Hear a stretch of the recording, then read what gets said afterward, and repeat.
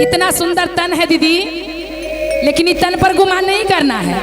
गुमान करना है तो अपने आप पर गुमान करना है कि हम अपना शक्ति से, अपना बल से हम किसी को आगे जीत के आ सकते हैं। उठाइए दोनों हाथ, पूरा पूरा ताली बजा के कहना है का कि सुंदर देहिया पर कराना गुमानमा हो, कहियो झारखंड हो जेबू। तनी ताली बजा के बोले शंकर भगवान की सुंदर देहिया पर कराना गुमानमा हो, कहियो झारखंड हो जेबू। देहिया पर कराना गुमानमा हो, कहियो झारखंड हो जेबू। हो जइतो ई देहिया के गंजनवा हो, हो जइतो ई देहिया के गंजनवा हो, कहियो झारखंड हो जेबू। सुंदर देहिया पर कराना गुमानमा हो, कहियो झारखंड हो जेबू। ताली बजा के झूम के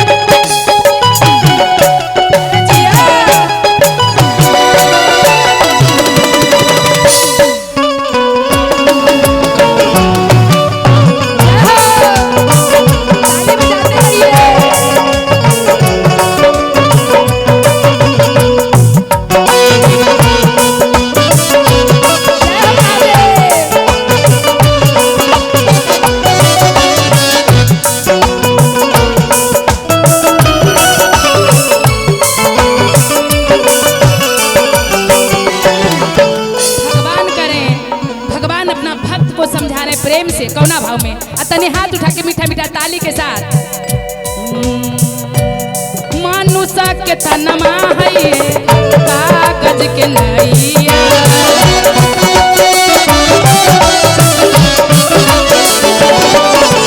दीदी मनुष्य के तन है जो कागज के नैया है, कब डूब जाएगा वो कोई पता नहीं है, नहीं ना? तो दोनों हाथ उठे ताली बजा के कहने का मनुष्य के तनमा है ये कागज के नैया,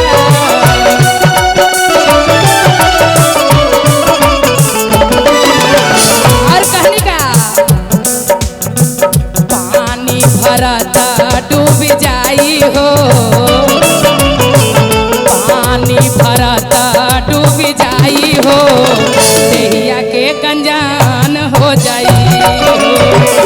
पानी भरता डूब जाई हो, देहिया के गंजान हो जाई। जय हो।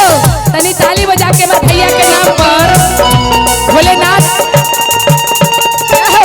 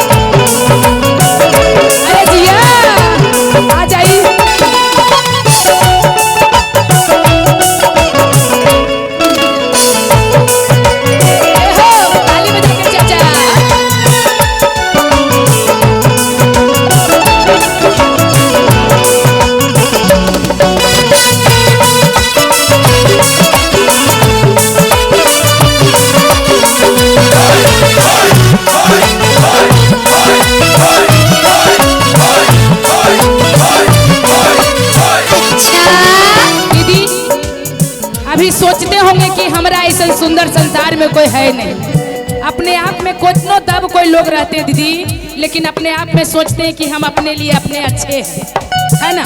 लेकिन अच्छा बनना है तो भक्ति भाव में सत्संग में जाके अच्छा बनिए, और दोनों हाथ से ताली बजा के मीठा मीठा भाव में कनी कर दीजिए। आठों अंग तन माया हो जाई खंड खंड हो,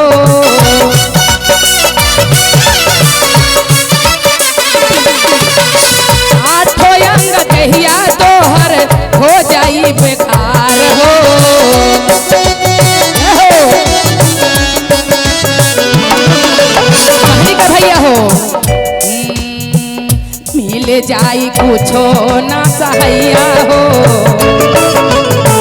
मिली तोहरा कुछो ना सहैया हो, देहिया झारखंड हो जाई।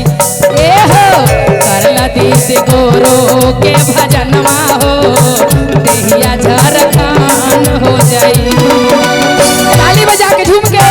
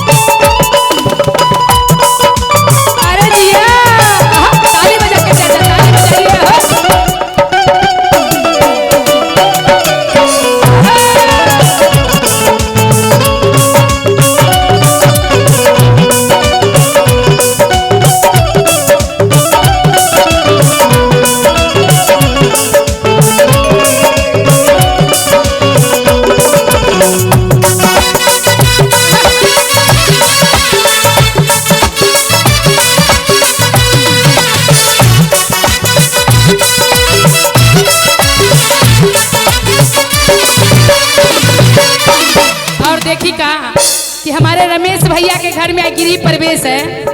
कितना शुभ शुभ दिन है कि आज सबको जितना जितना धी सवासिन जितना कुटुंब आए हैं सब इनको धरती पर चरण दीजिएगा तो उनको लिए आप लोग भगवान हैं।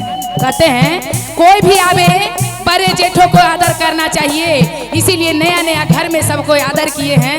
भगवान लक्ष्मी महारानी जरूर आएंगे। और कहानी का भैया हो धर्म के धरतिया पर करला कुछ भजन हो,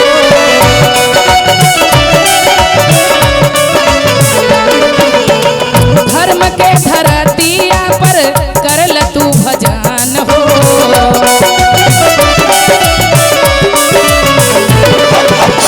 धनमा दौलत बाबा के करन घमंड हो।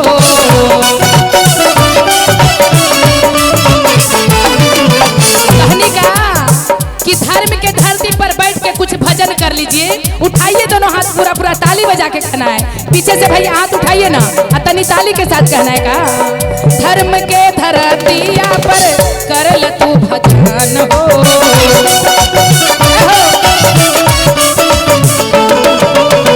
कोठवाया तरिया कुछो जाई नहीं संग हो।